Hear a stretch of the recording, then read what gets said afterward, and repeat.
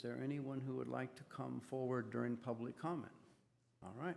Seeing no one, I'll close that, and we'll move on to the main item of business, the only item of business, which is planning application 14036, design review and parking exceptions for a single-story addition at 941 Jackson. Ann, staff report, please. Yes, before we dive into this, I want to thank the Commission for accommodating this special meeting for your schedule. It's unfortunate that we had notification errors, and I want to apologize to the property owner for that. It's added some unintentional delays and, dragged this process out longer than it really needed to be. So with that, we'll dive right in to the project. So before you this evening are 3 requests: design review for an addition to a single-family home, secondary residential unit, and a parking exception. The addition is single-story with 485 square feet in area, 16 feet 6 inches in height, that will include a new master suite, family room, and reconfigured bedroom. There's an existing accessory structure on site that the applicant would like to convert to a secondary residential unit. And a parking exception is allowed to locate the 3rd required parking space in the front yard setback, which is allowed under Government Code Section 65852.2E. You also need to make a special finding to allow an 8-foot 5-inch driveway width where 8 feet 6 inches is required. So your purview for this evening extends to compliance with the development standards and residential design guidelines. So the key issues for your review: does the addition and the second unit satisfy the development standards of the code? Does the addition comply with the residential guidelines? And can you make the findings to allow for that 1-inch difference in the driveway width? A little history: the project was filed on June 9th of last year. Originally, it was to include a second-story addition, much larger. At the time, the Commission continued the matter to a date uncertain, pending the outcome of a survey. And a survey was provided with the revised plan set that is before you this evening. The subject lot is 3,750 square feet with a 2-bedroom, 1-bathroom home, 855 square feet in area that was built in 1943. The home is what we characterize as minimal traditional appearance. The addition is proposed to have a modern appearance with a shed roof and vaulted ceiling interior. Clear story windows are also proposed for the south elevation. In the front elevation is proposed to be modified to include a sunroom, expanded porch, new hand railings, and planters. And so this is the elevation as proposed. This is the addition. This is the mudroom, of course, the planters and hand railing. With respect to the secondary residential unit, the applicant is proposing to convert an existing accessory structure. As you are aware, our regulations changed in 2014 to facilitate the creation of new secondary units. Regardless of the occupancy of this unit, regardless of who lives there, we are able to count it as a new housing unit. So it does count towards our progress in the housing element cycle of creating new units. With respect to the parking, there are provisions in the code that allow the Commission to make a special finding where there are spatial limitations related to construction approved prior to 1978. As I noted, this house was built in 1943, so it long predates those requirements of the 70s. And you do have the flexibility to grant a reduction. In this case, it is 1 inch. And just as an informational matter, the Commission has looked at this in multiple other occasions. I went through our files to give you the last 5 that have been approved pursuant to this finding and those related dimensions. So 1067 Curtis, the Commission approved it with a 7.5-foot width. 727 Evelyn, the length was reduced to 16 feet 4 inches. 949 Evelyn, similarly, the length was reduced. Pomona, there was 1 parking space provided with the absolute minimum size. And then project on Evelyn last year where the garage size was recognized as reduced based on an existing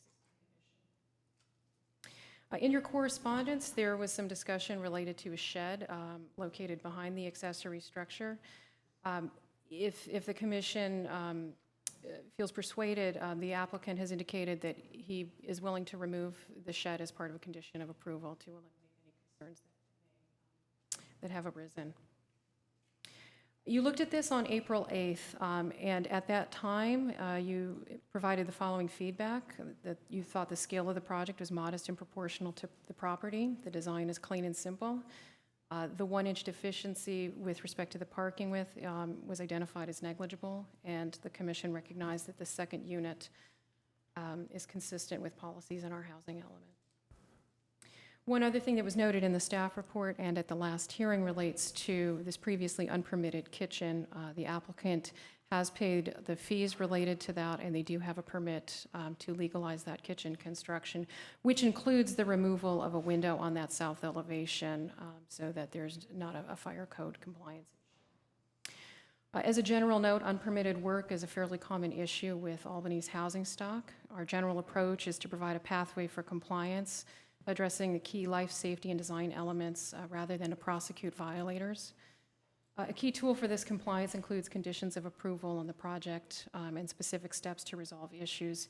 And we did include a kind of a general condition to bring other issues into compliance. This project has been very challenging. As I mentioned before, we've had inadvertent errors due to our public notification. There has been work without permits, and there have been some strained neighbor relations. I want to remind you that this is your second review of this. What you looked at on April 8th and what you were looking at tonight is identical. There have been no changes to that. So with that, we urge you to bring this project to a conclusion, and we recommend approval of all entitlements. I have 7 speaker cards, so if you want to open the public hearing, I'm happy to call the first 3 speakers. And when I call your name, if you could line up over here, we can get the clock going. Okay. Sure.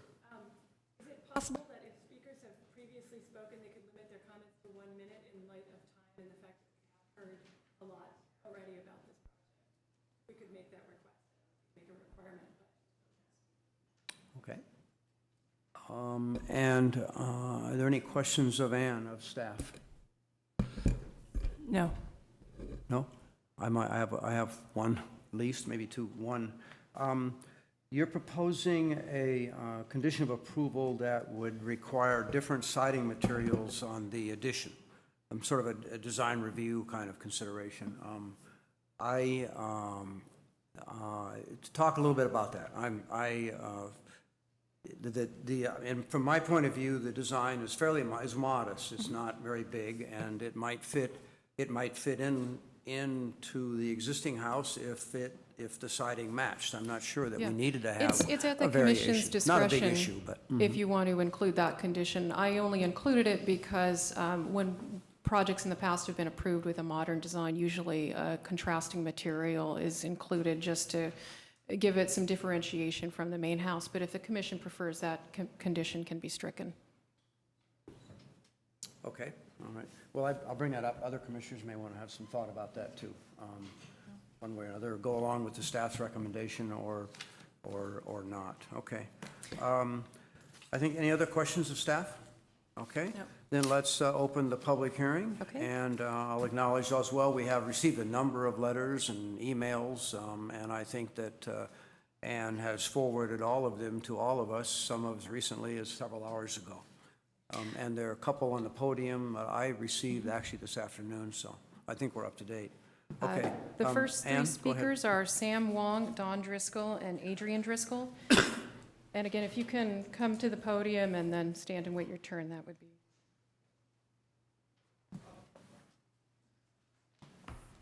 Good evening, everybody. My name is Sam Wong. I live on a street right behind the Mahans. I didn't know it was going to be so official, but anyways, I'm here to fully support. I mean, that was a great presentation. I had no idea these hearings provided such information. I realize that there's been a lot of analysis and a lot of review.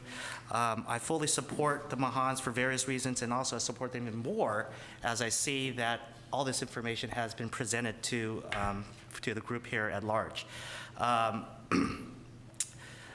I believe the plans are, as stated in the presentation, are fairly in line with what has been accepted in this community and the city.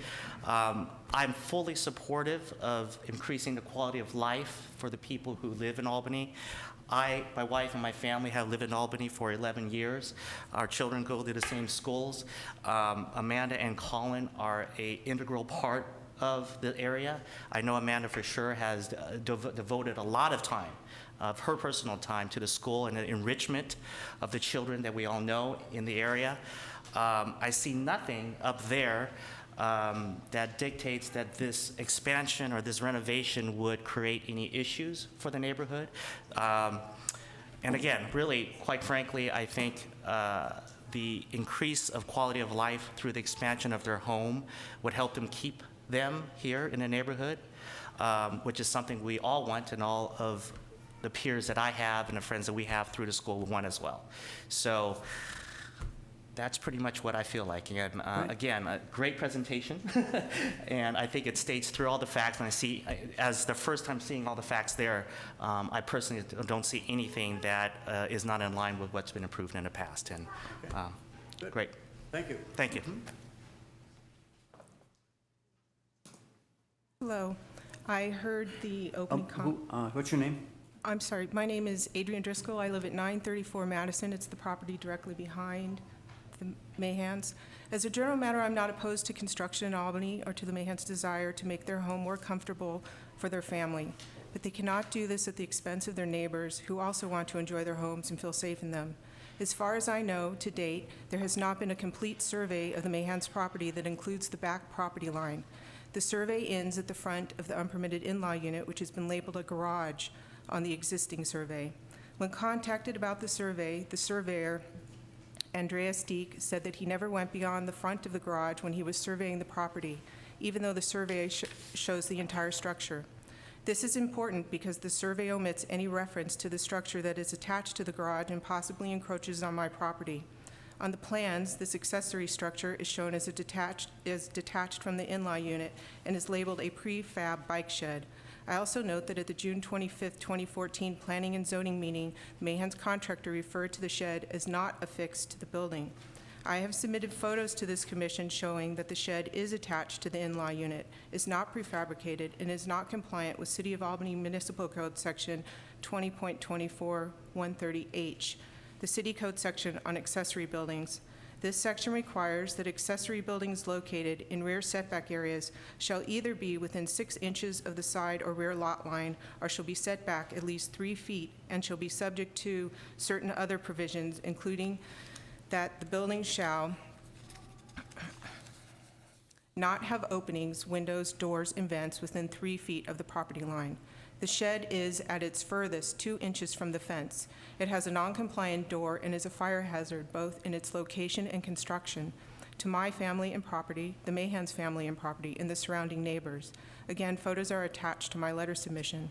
The city has suggested charging the Mahans double the permitting fees for their illegal construction activities. The city cannot fix the shed violation by charging a fee. A structure that could not have been erected in the first place did not become safe or legal simply through the payment of some fee. Before any new construction is allowed, a complete survey, including the back property line, should be required, and all non-conforming issues on the property should be fixed. In the case of the shed, it should be removed. Once these issues are remedied, I would support the Mahans' addition to their home.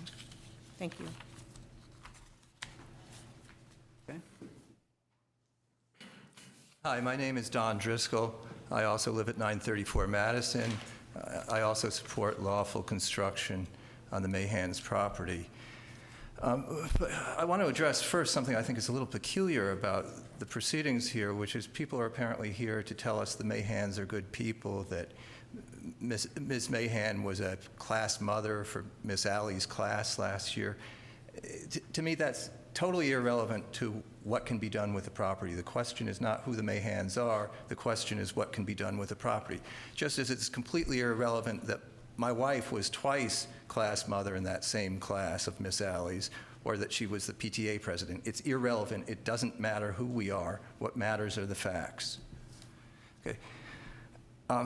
I would have liked to discuss the Mahans' application with them before this meeting, but they made it clear through their lawyer that they did not want to speak to any adjacent property-owning neighbor. I did get a chance yesterday, which was both enjoyable and informative, to chat with some of the Mahans' acquaintances who submitted character reference letters. Sam was one of them. We had a good conversation, and we agree there's a need to follow the rules. The Mahans, like anybody else, should follow the rules. The challenge here, and I've got to say fairly consistently, when we chatted about it with different people, except for a few outliers who seem to think that planning and zoning is a nuisance and should be evaded whenever possible, the vast majority of people in Albany feel that people should follow the rules, they should be straightforward with planning and zoning, and they should get what's permitted, and that building can be a positive thing. The challenge here lies in the fact that structures on the Mahans property reflect their repeated failures to comply with the law. The Mahans got planning and zoning approval to renovate their garage, inaccurately representing that it wouldn't have a shower. Once the project was completed, they put in a shower. They got permission to do interior work. They changed the interior work they were doing. They extended their house southward toward the Chen's house. I haven't heard anything about the house moving back to where it would have been. They built a shed toward our property and twice misrepresented to planning and zoning what it was. They said it wasn't attached to the garage. They said it was prefabricated. Our photos show that's untrue. I submit the question now is how to put the Mahans in exactly the same position as anyone else, and that there's only one way to do it. Treat the Mahans as if they hadn't done any of the illegal construction and permit exactly what you would have permitted without that illegal construction. The outliers I mentioned earlier are listening. If the Planning and Zoning Commission were to allow the Mahans additional privileges based on their earlier disregard of the law, we will see a plague of scofflaws who build first and ask for forgiveness second. Such a regime would undermine the respect neighbors in Albany show for the rights of neighbors. Thank you. Next three speakers are Nada Nakahara, Barbara Chambers, and Nicole.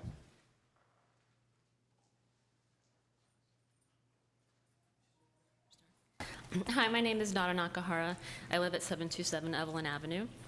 And while I know this application has gone on for almost a year, I have reviewed all the information provided by the commission, and that was a great thing that you guys did up here too, and have read the letters of concern, which makes part of this look as if it's being judged on personal emotional issues, which it should not be.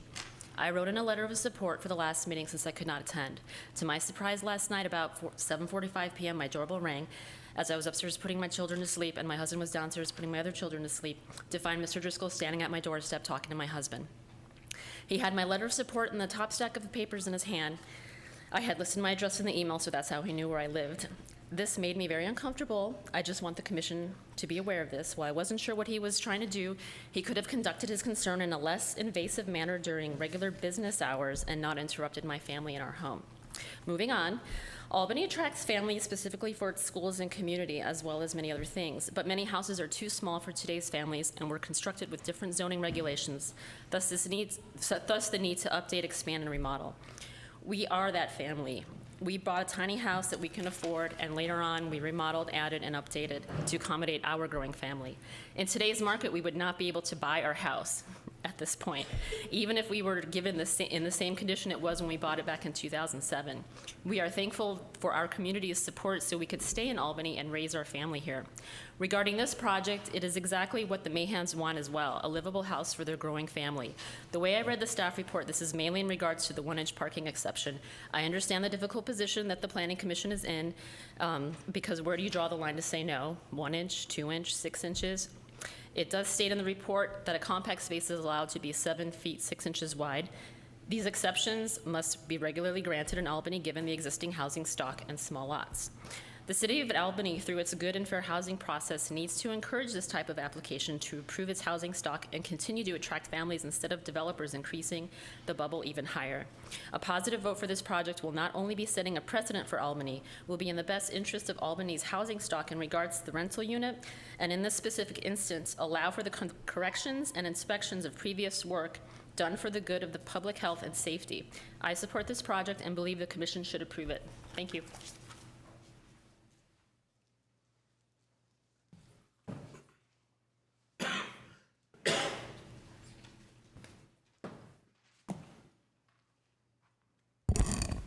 Hi, I'm Barbara Chambers. I live at 937 Jackson Street.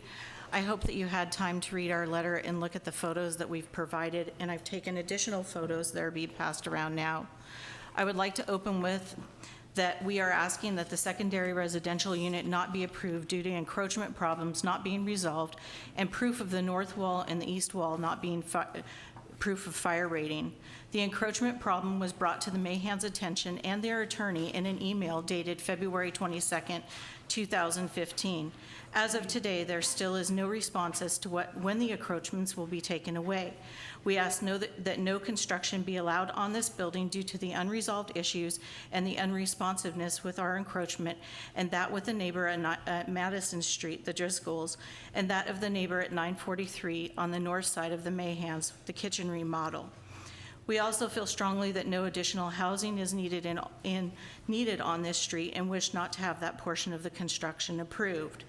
Planning and zoning asked for a survey of the property, not a partial or incomplete survey, and certainly not a survey that is showing something that was surveyed when it was not. All kinds of things come up in surveys. These are not new things. Do you realize that there are encroachments and setback issues on all sides of this house that should be resolved before anything begins? Nobody is addressing this. This would be the perfect time to get all this resolved so that other measures do not have to be taken, so that everyone can move on with their lives. What else can we all do when the applicants and their attorney do not respond to any of us? I have surveyed the 900 block of Jackson Street over a period of 35 days. It includes weekdays and weekends. I have gone out on each of these weeks picking different days so that all days were included. There are 31 single-family homes. There are 5 duplex units equaling 10 apartment residential spaces. There are 2 fourplex units equaling 8 living spaces. 17 of the 31 single-family homes are rental-type properties, meaning that the actual homeowner doesn't reside in the property. So if you were to add this all up, there are 14 single-family homes and 35 units being rented. It is more than half of the block that is being used for multifamily housing use. Many of these homes have multiple families living in them. As you can already see, there's a high density of people living on this block. The block is congested with parking. The street is used daily with meeting people, dropping off cars, and hopping into a carpool or a shuttle at the corner of Jackson and Buchanan. While I am glad that the people carpooling are saving gas and in the environment, it does put an extra load on our street with cars being parked there all day and sometimes long hours of the day. Well, Barbara, how much more do you have? A couple of seconds. Okay. Is that okay? Yeah. Okay. Go ahead. Past ordinances and decisions about parking regulations, and even going back to when homes were built, never considered the amount of growth that would occur. We know by doing very simple math that most of this city is saturated with vehicles, and keeping off-street parking is beneficial to everyone, no matter where you live in this city. Eliminating parking space in a driveway that is completely functional would not help with the neighborhood. The applicant's vehicle's doors open on both sides of the vehicle parked in any spots of the applicant's driveway. There's pictures that were just handed to you to show that. Especially when the cars are staggered positions from both homes that share the 2 side-by-side driveways. It's never been a problem since 1978 with past neighbors, until now. Many of the past residents that have owned and rented the applicant's home have had children. It may not change the way the Mahans park, but that is their choice. Approving an unneeded parking exception is not necessary. And in your photos are the traffic and the parking situation on Jackson Street. And the last page of photos is sidewalks that Steve and I poured for both of our neighbors on both sides of us. We poured all that concrete for both of our neighbors. In closing, a home should feel safe and be a safe place and a place to rest. We purchased a single-family home years ago to live in a single-family setting, not to have everyone stacked upon an empty every square inch of the property. Approving this secondary residential unit would have a huge negative impact on our health and our property. Okay. Thank you. All right, that's good. Before the next speaker comes up, Susan, let's see, first of all, the record should show that Chris has arrived at, 7:40, I think it was? 7:50. And Susan Yeah, wants to say unfortunately, something. I thought this would be a short hearing. I have to leave at 7, but I do want to express my opinion before I depart. I fully support the design review, addition of the second residential unit and the parking exception for the Mayhans. I think the process has been really unfortunate with the notifications and the need for a second hearing. I feel we thoroughly reviewed all aspects of the issue at the last meeting, and I urge the other commissioners to support the proposal at 941 Jackson Street. Okay. All right. But you won't be here for a vote. We'll show that. All right, that's unfortunate. Okay. Are there other All right. speakers? The next speaker?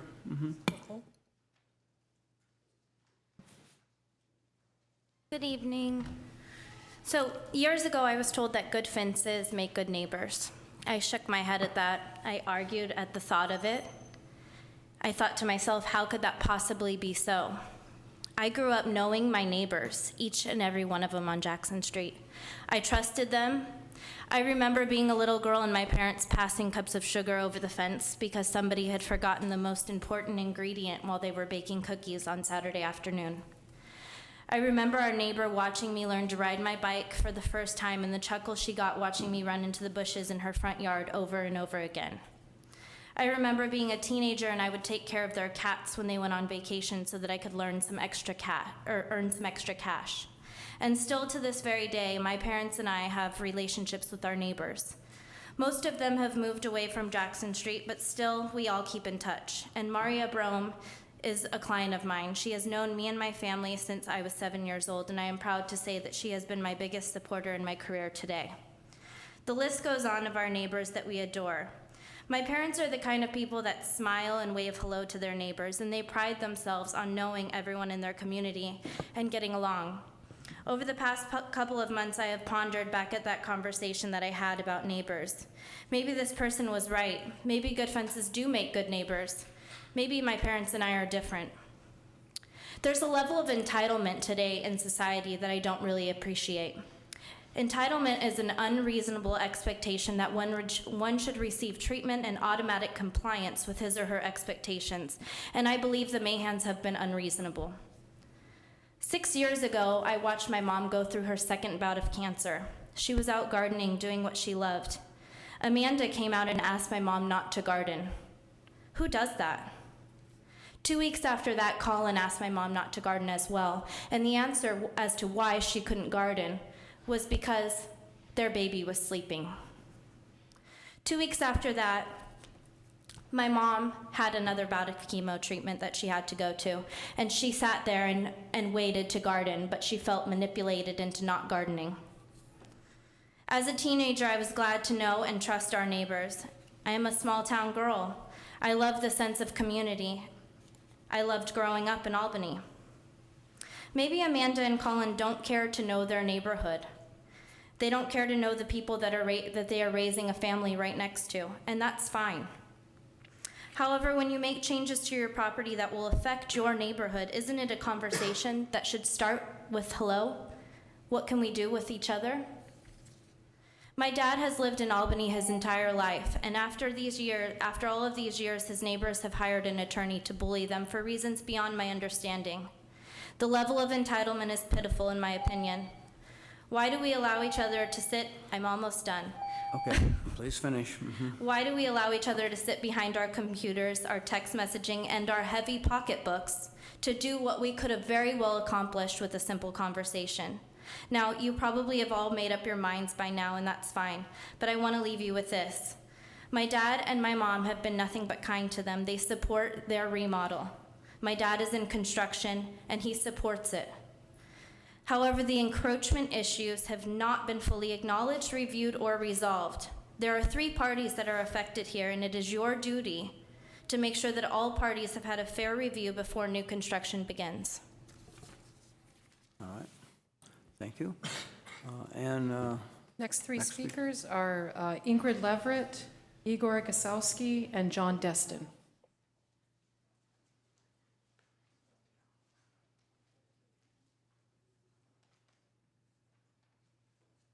My name is Ingrid Leverett, and I'm speaking today in support of Colin and Amanda's proposal their proposed plans for a small home addition and a parking variance. Colin and Amanda have, as long as I've known them, which has been a long time, 15 going on, I'm thinking almost 20 years, Colin and Amanda have wanted nothing more in life than a family that they could raise in a congenial, well-run Bay Area community with good schools, like Albany. That's why they came to Albany. Their struggle to have a family was an arduous and painful one, but they finally achieved it. And all they're asking now is to be able to raise their family in a modest but reasonably comfortable and affordable home in their community of choice. For that reason, they're asking the commissions to approve a proposal consisting of two very reasonable, modest requests that you've already heard about here today. And I respectfully ask that the commission remain focused, as I believe it will, on the proposal and the terms of that proposal, and that it not be distracted by issues that have nothing to do with that proposal and that are not before it. It seems to me that to the extent that no one has voiced solid, concrete reasons why the proposal now before the commission should not go forward, that the proposal is unopposed and should be approved.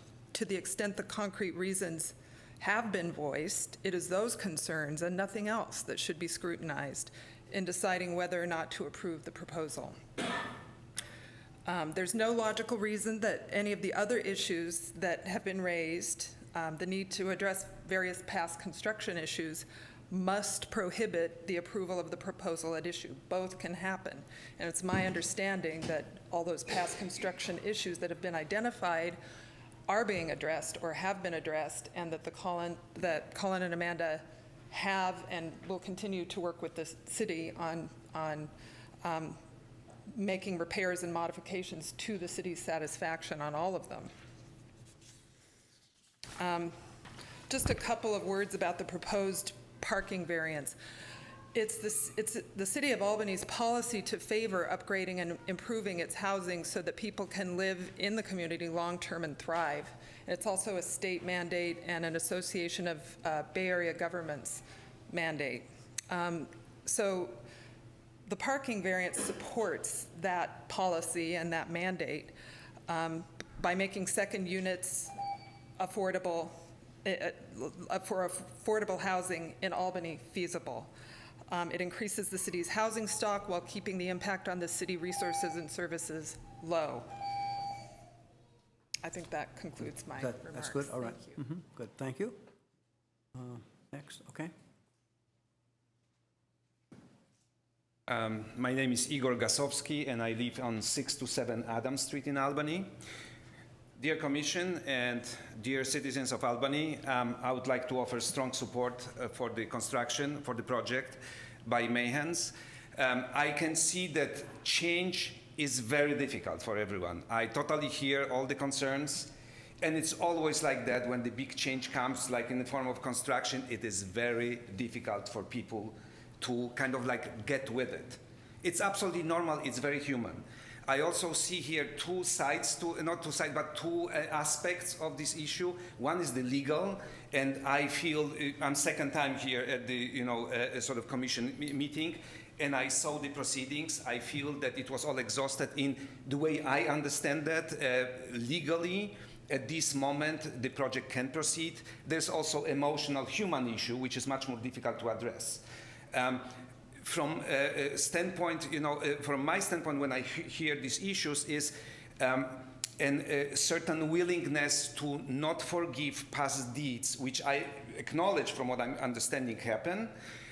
I yet feel that, in order for society to progress and move forward, we have to somehow get over these things. If the issues, if anyone, not only Mayhans, did some things wrong and then they amended that or somehow remedy the situation from the past, we should just all move forward and try not to get too emotional about it, acknowledging that it's very difficult. In addition, I'm in a unique situation that I was a direct supervisor of Amanda for about 7 years. So I have a yet unique perspective. I work with Amanda on an everyday basis. And I can vouch for her integrity and just basically being a wonderful citizen and also coworker. And probably not many people have this perspective on that. I basically, over the years, learned about Mayhans and their kind of willingness to participate in the community. At this moment, we also moved to Albany after Mayhans, actually, and we send our kids to the same school. And I want to really emphasize also their great contribution to the Albany schools in terms of voluntary involvement and helping us, to make our schools better. So I'm in a strong support with all this said, of the project. Thank you very much. Good evening, commissioners. Thank you for hearing me out. I'll tell you something. I'll make this quick. I'll be done. State your name.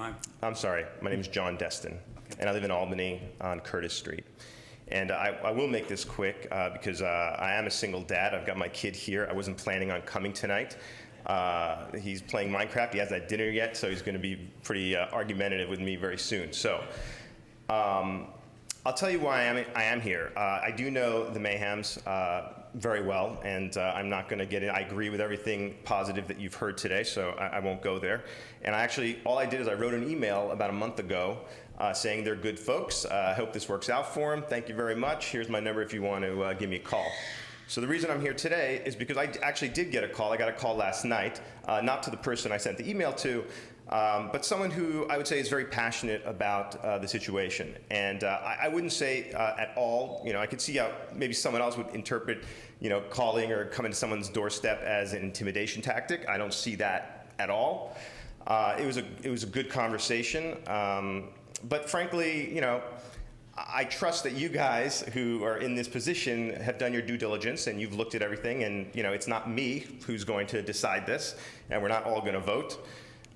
So I'm just here to say I've known the family for a very long time. They go to the same Hebrew school as my child goes to. And frankly, I'm in favor of affordable housing, and I like the fact that we could build on the land, and that's really all I've got to say right now. Thank you. Okay, thank you. No more speaker Oh, cards. no more speakers. All right. Is there anyone else who'd like to address the commission? Robert? Commissioners, Chair, just a couple of short points. One is that of all the issues that were raised, the ones that were concerned or opposed are not relevant, as far as I can tell, to the application before you. There's an issue about a backyard shed.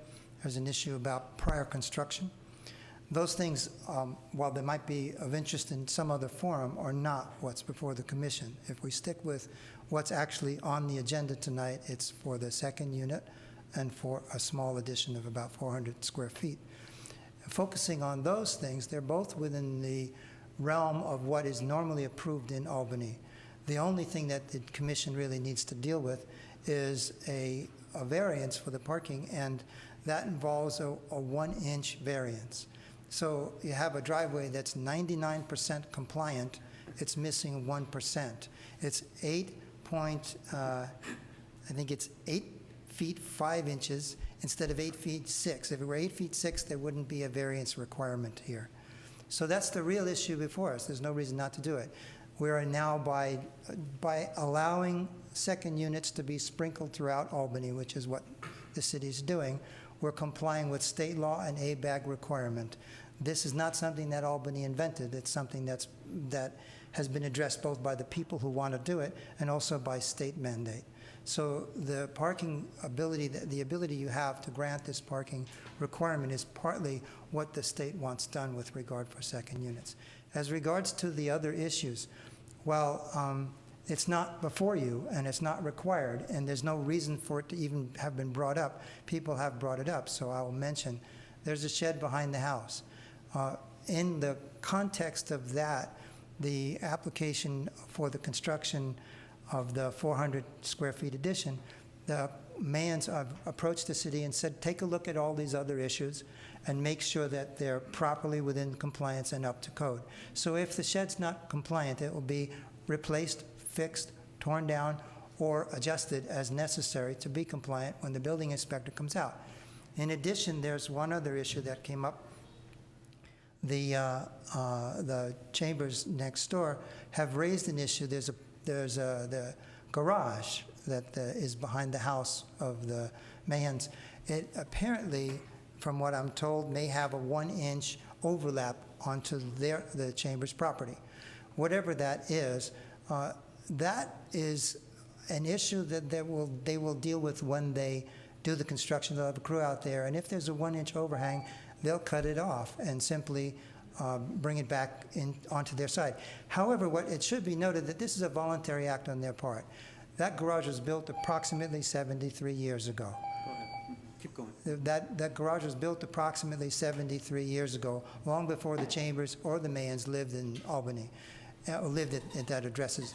And so the point of it is that there's really no requirement for them to do anything, but they're going to do it anyway. I mentioned one other thing. There was some mention here that there was some resistance to meeting with neighbors or having conversation with neighbors. I can categorically tell you that's not accurate. I actually reached out to the Chambers to have a meeting.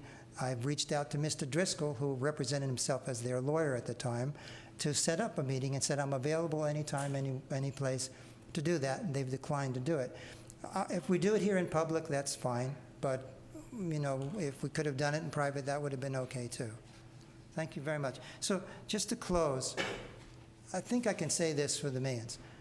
It may be that at one point they didn't really appreciate the severity, the importance, the significance, and the benefit of having every single thing that they do under permit and every single thing that they do properly inspected. They got that message now.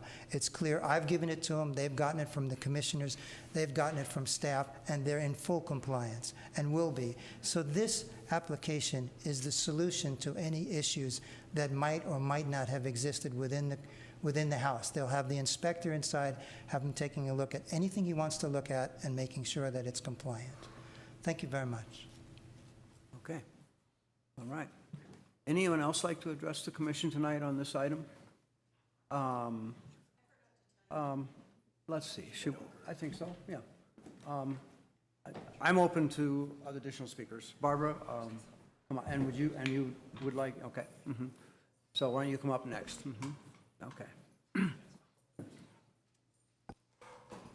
Mr. Chair, do you want us to continue to run the clock for 3 minutes? Pardon me? Do you want us to continue to run the clock for Yes. 3 minutes? Yes. Oh, it won't take 3 minutes. Yes. So it doesn't, whether we've lived there for 73 years rather than 40 years, there is an accessory building code right here. And subsection K says projections. Accessory building roofs or other architectural projections shall not project over a property line.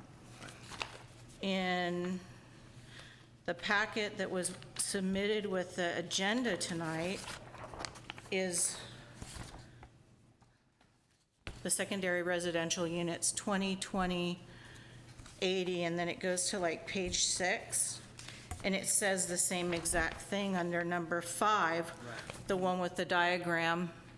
And it says projections, detached secondary unit roofs or other architectural projections do not project over a property line. I'd like to really reiterate and drive home to you guys, we've never, ever, ever contested to the Mahans, to their attorney, to you guys, to city staff, their construction project. We want all the illegal work fixed, and we want the encroachment dealt with before they could begin construction.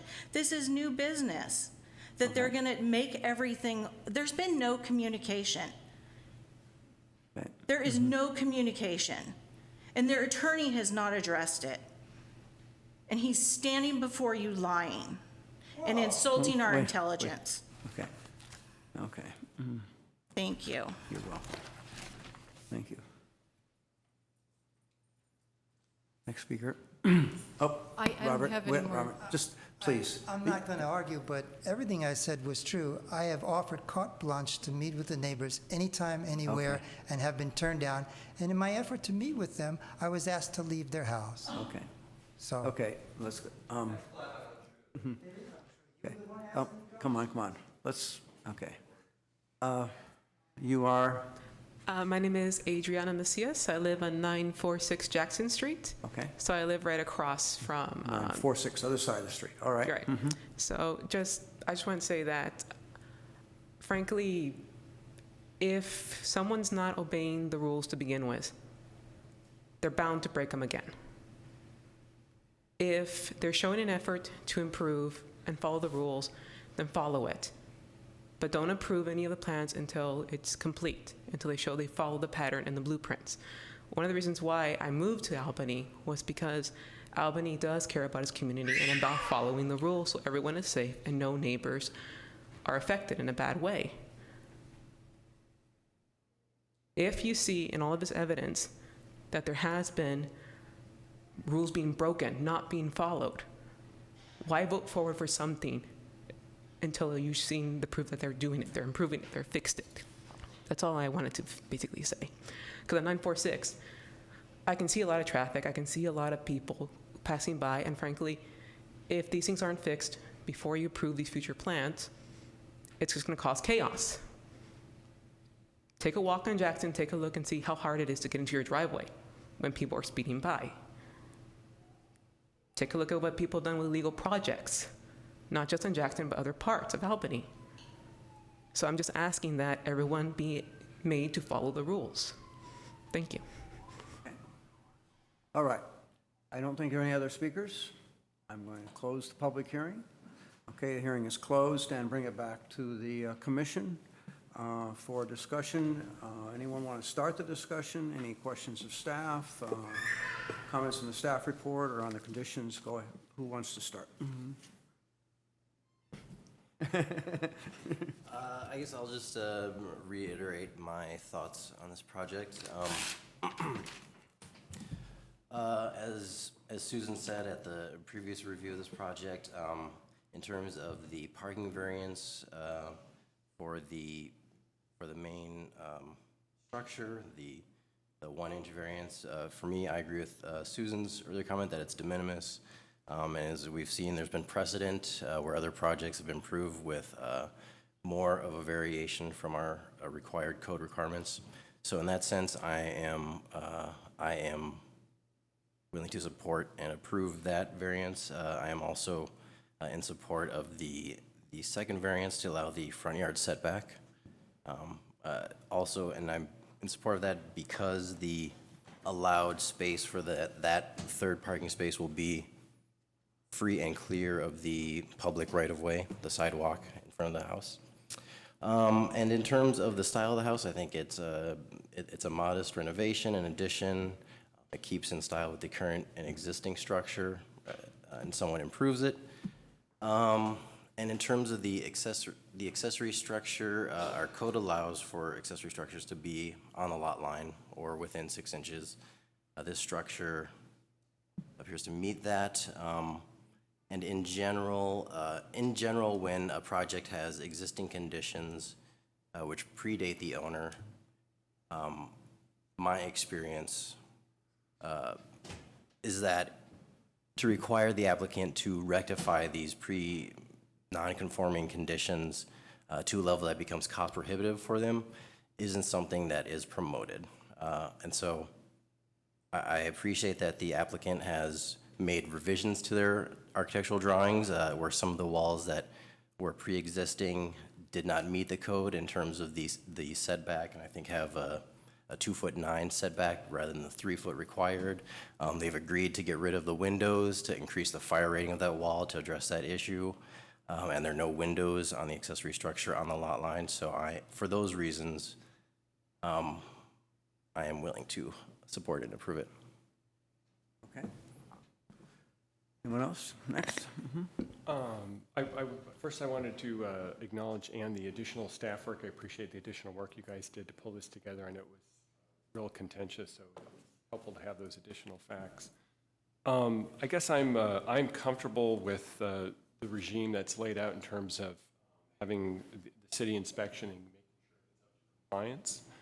I basically think it's important to, where we can, get the secondary uses and willing to grant the parking exception, which I think is pretty So I guess I would support the project. With respect to the design review issue, I mean, I guess I kind of like the contrast that was provided there, but I don't feel that strongly about it. So generally, I guess I would support the project. First, apologize for coming late, but I did read everybody's letters. I missed some of the public presentation. So I might ask a few questions that I might have missed out on. With regards to the Barbara Chambers letter mentioned that the fees hadn't been doubled. Is there, and then she presented in her letter the application that showed. Yeah, we included in your packet, I was also included in her letter, the fee sheet that our permit technician prepared. And I'm not quite sure, Jeff may be able to speak better to all the particulars that go into his fee calculator, but the fee that was paid does reflect additional fees incurred for unpermitted work. And that was the $1,083 and that includes all the fees for doing the just for the kitchen. Just the kitchen, okay. Just for the All right, kitchen just the only. kitchen. Got it. So there'll be other charges for the illegal shower and the Right, that would be Heating levied at the system, I time think a of furnace building or permit. heating system, yeah, Mhm. as well, yeah. Okay, that clarifies that. There are some issues like the shrub. I think the formium's way too big, and that was mentioned. It's an easy replacement. I think you just put a lower variety, a dwarf variety of Jack Sprat or something in there, the same shape and color. The survey also, the little things disturb me because there's no stamp or license number on it. But I looked up, and yes, Mr. Deek is a licensed landscape survey, so I had to take his word on it that it's accurate. May I say, Chris, sorry to interrupt, I also had the same concern, and I expressed that to staff, and they also confirmed that they verified with the licensed professional that it was. Okay. It also, I'll comment on it, it Survey also done. looked to me like it was really a line survey, not a boundaries, not a full boundary survey. I may have misunderstood. I think it looked like he surveyed the line on the north side of the lot, but didn't do, I'm not sure that the rear line and the south property line were surveyed. Right, And were marked. and we're down to inches. I thought it'd Surveyed be marked. I nice mean, I don't to think have it was a full survey. a stamp on here. Yeah. And there's a lot of batting around the term affordable, but we don't really know if this is going to really be an affordable. It'd be diverse housing, that's good, but we don't know if it's affordable because we don't know what that is yet until we have our Nexus study. One thing to note, though, is that we do get to count that towards our RHNA, our Regional Housing Needs Allocation, the number that's assigned to us by ABAC. So it is a creation of a new unit that when we prepare a new housing element in 8 years, we get to count. As a new unit, but does it help us with the affordability? Because it seems like a percentage of your units have to be affordable. So if we have more units, then our percentage of affordable has to go up too. So maybe it's a side discussion, but. Yeah. So given those issues, I think they've all been adequately addressed to my conscience. So I will vote to approve the project. I think the parking, that photograph shown by Barbara is telling, and now I understand how they could deal with it. I couldn't figure out how you could park the two cars, and now I see the staggered, yes, that's how it was resolved. But even so, the code does say that a legal parking stall is it was 8.5 feet. So 1 inch, I don't think it's going to be a deal breaker here, so I'm willing to let that go. Okay,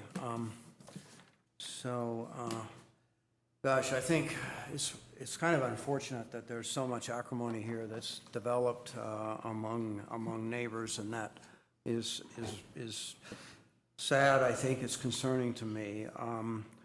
I may have inflamed things a little bit with my comments at the last meeting. I really do have concerns about moving forward with something like this. I've had plenty of chance to think about it as well. So I have made some notes, and the bottom line, I think, for me is that I really don't have any big problems with the project design. I think it is a modest expansion. I don't believe I have any serious design review questions at all. I think that I'm quite willing to leave the issue of the texture of the new addition to staff's discretion. We don't have materials boards, we haven't had a chance to look at that closely. I don't feel very strongly about it one way or another. I do think it's small enough so that it might be just fine, might integrate real well if they match the siding. If it's a contrasting siding, that can also work too. So I'm willing to go along with the condition of approval as written on that.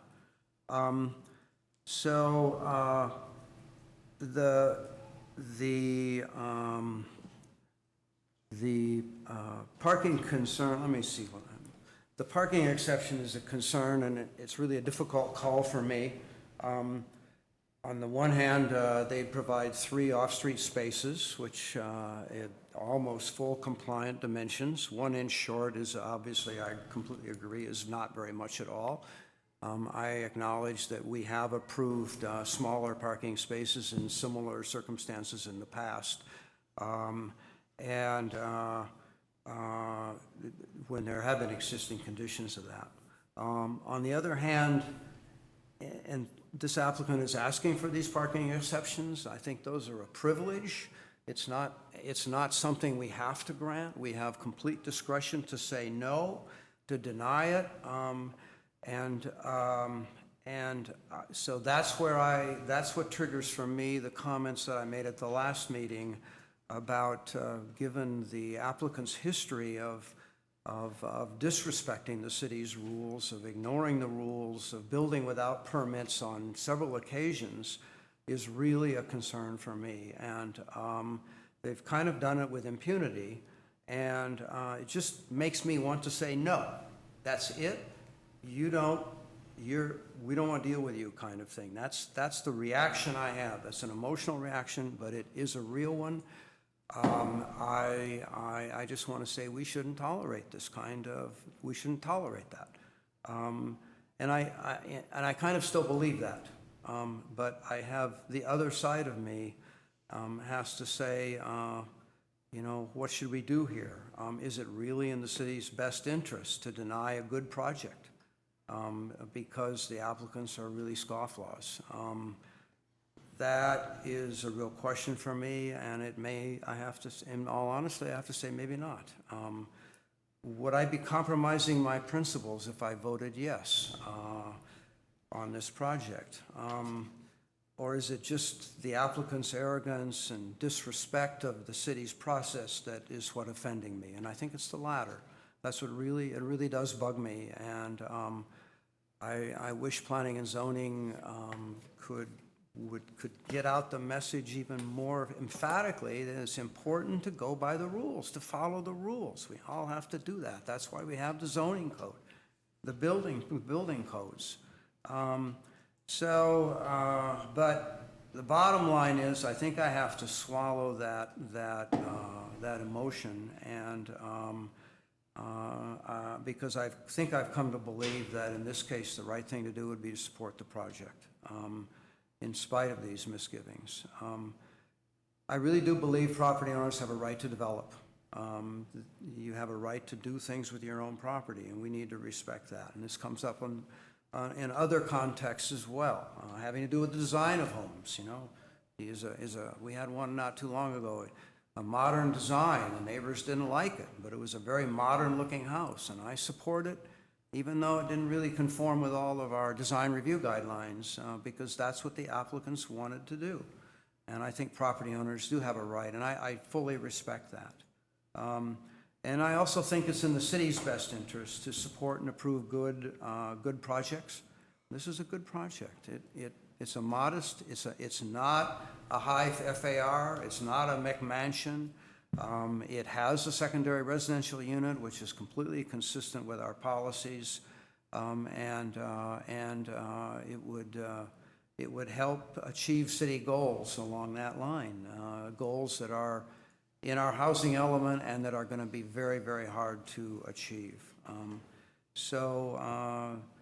Therefore, I guess I won't vote no is kind of where I'm at on it. I think I should support the project in spite of my misgivings. there's a question, a good questions that have been raised at the end of the testimony here about which comes first. Do they have to bring everything into compliance before they can start the project? Or is the process of bringing the deficiencies into compliance a part of the project? I think if I'm stating that correctly. And if you could go over some of the conditions of approval, I want assurance if we do vote on this, and when we do vote on it, and if I vote on it, yes, I want assurance that the code violations that we're looking at are going to get handled. I don't necessarily think it has to be in two phases. Phase one, compliance, get rid of the overhang, what other issues there are, the issue of the shed, redo the survey or complete the survey, I think are the outstanding issues. Some of these are building permit issues and get done and are very technical and very detailed. Steve Chambers raised a number of these in his letter, I know that. They're not really something the Planning Commission deals with. It's like things that happen during plan check. But I want to make sure that if we do approve this, that the special conditions you've written are going to work so that we have assurances that somehow the overhang is going to be dealt with and the shed is going to be dealt with properly. So I think if those are the two issues that the commission is considering remedying, I would recommend that you make those conditions of approval for the project. That way they're in the record and they can be incorporated into the building permit submittal. With respect to remedying the other issues of the shower and the central heating system, I think that's something procedurally, it's easier for us to do that as part of the building permit because if a contractor is in there anyway and the walls are open, there may be other things that get revealed and that can all be dealt with the oversight of our building inspector. Okay. So you had drafted 4 special conditions and are you confident that those are what we need in order to, do we need any additional conditions to be added in a motion or anything like that? Well, if it's the commission's pleasure, you could include conditions related to the shed and the overhang. That's not specified within those conditions. The conditions right now are pretty general, so that would be at your discretion to include in the motion. Okay. So that was my question. I was wondering whether special condition 4 was going to be a blanket condition that was going to make sure you're going to cover that issue. And I think that's what I was looking at. All right. Okay, is other commissioners clear on that, what I'm getting at here? No, that's why I have a question for you. So I guess I'd like you to express or state expressly what you consider the sort of additional or unspoken conditions that you'd like us to approve. Yeah, well, I think that the survey was just a lot line shot. I don't think it was a survey of the property boundaries. So I think the survey needs to be completed, essentially. And then we'll know exactly where the rear property line is. And then when you know where the rear property line is, then you can deal with the shed and its proximity or legality or closeness to the adjoining neighbor's property line and make a determination whether it has to come out. It probably might, but I don't think we really know that for sure. And then the city has to say, no shed. You can't have that shed there. Well, or the it has to property be a owners certain size. volunteered to remove it entirely so that it's a non-issue. The property owner has volunteered to do that. Yeah. Okay. And to make that happen, I think that should be a condition of approval, then the shed would be removed. Okay. I guess I'll just kind of retort in that sense that I disagree with you in the sense that that they've already had. I know the initial issue with this project historically was that they didn't have a survey done. One of the conditions of the commission was to have them do a survey. They had one done. And as far as I can understand, what they had done was done by a licensed engineer. And as far as I'm concerned, I agree that it doesn't have a licensed stamp of an engineer, which most surveys usually require as proof. If I would be fine with saying if the engineer who did that survey is willing to just simply stamp it, that he agrees that he has done it, I'd be willing to accept that, rather than having them go through having another survey done. Okay. And in terms of the shed, I understand those issues, but, I mean, our code does allow for accessory structures to be on the lot line. Well, I just want to know whether it's a full survey. Okay, so And I it guess I would say it to. says, you're right, it says it is a survey of 941 Jackson Street. It says that. If I can just But interject. The only place he marked where he made cuts, you know, made actual marks on the ground to identify the property line is on the north boundary. So that's When- why I thought he just shot one line. When this was submitted to the city, I took note of the fact that it wasn't stamped, and I called Mr. Deek, and he does probably half a dozen surveys in Albany every month. So we're used to seeing his work, and he works for a lot of the architects and property owners. And I mentioned to him, you didn't have this stamped, is there a particular reason? And his response was, I forgot. Oh. So I don't, if it pleases the commission, I don't think to ask him to stamp it. Yeah, for him to verify the conditions and stamp it. That would Okay. meet my sort of requirements in terms of the survey being done. And so I guess I just wanted to kind of interject that. But I do think the conditions that staff has given, although broad, I think they do address the issues, and I do think that they have a sort of review and check procedure or checks and balances procedure, which isn't typically done, but is being done for this project going forward in terms of the construction, is a good thing to help hopefully ensure that rules and requirements are followed. So, All right. What about the encroachment of the garage onto the adjoining property line by a couple of inches?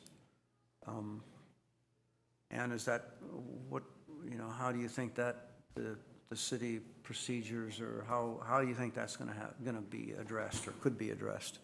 Or, Jeff?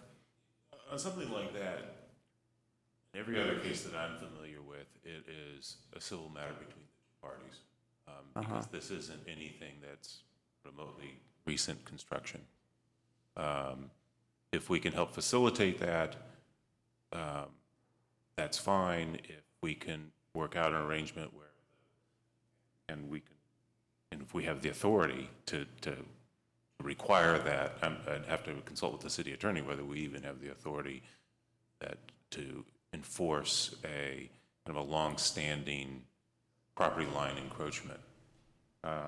But if we do have the authority, we would use it as part of special condition 4. But normally, when something like this happens, we would suggest that the two property owners work out a private arrangement so that nobody has to cut off their gutter or something like that. Yeah. For different circumstances, that would be a very routine thing that happens, or a modest easement or something like that. But in this case, if we need to take a more formal approach, I'll explore that with the city attorney. Yeah.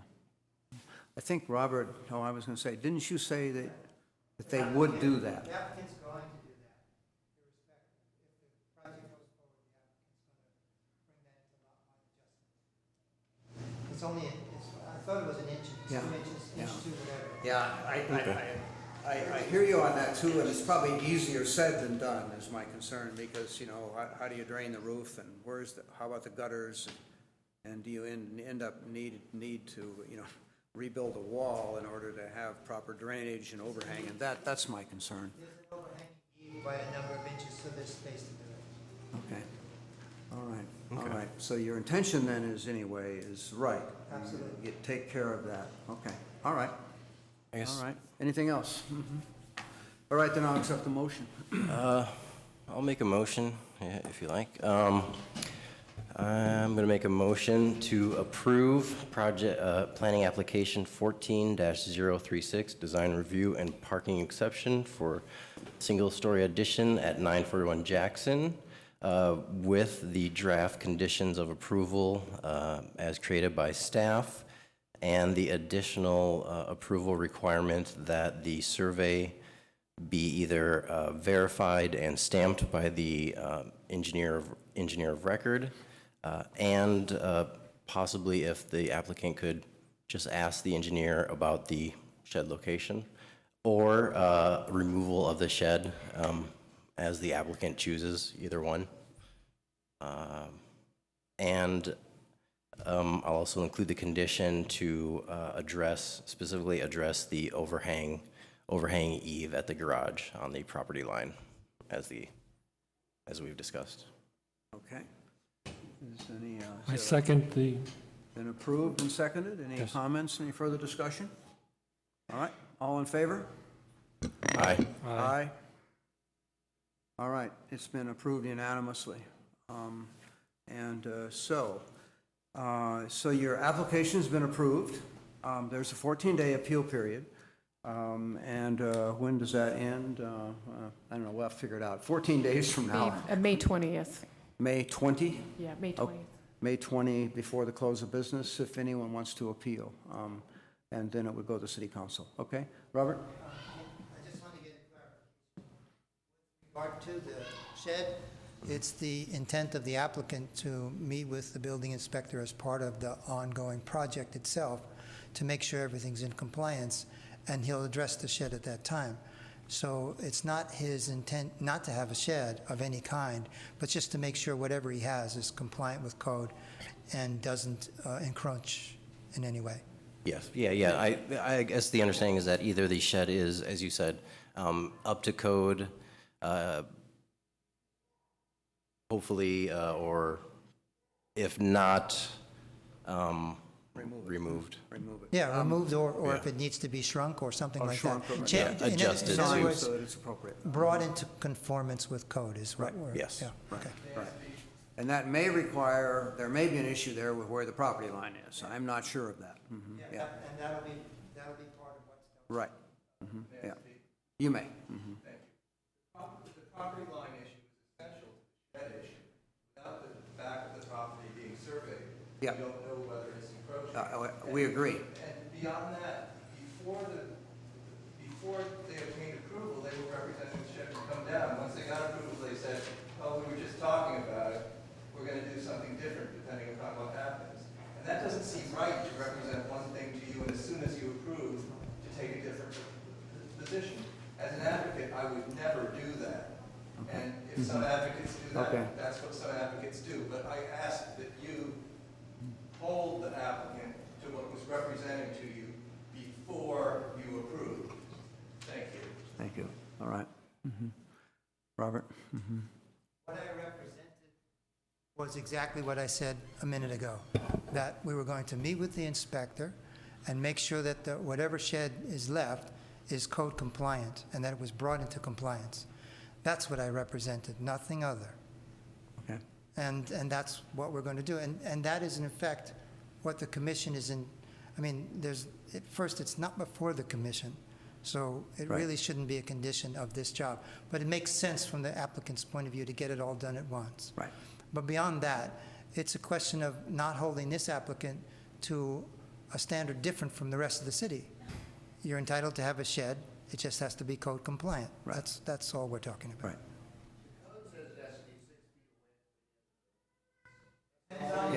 Yeah. Okay, wait.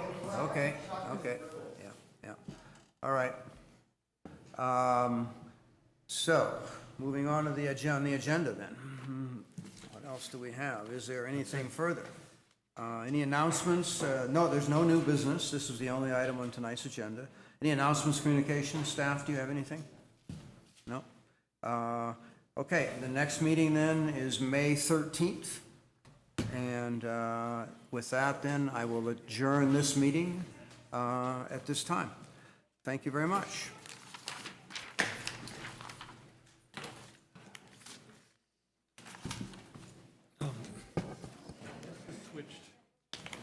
Thank you all again. always on.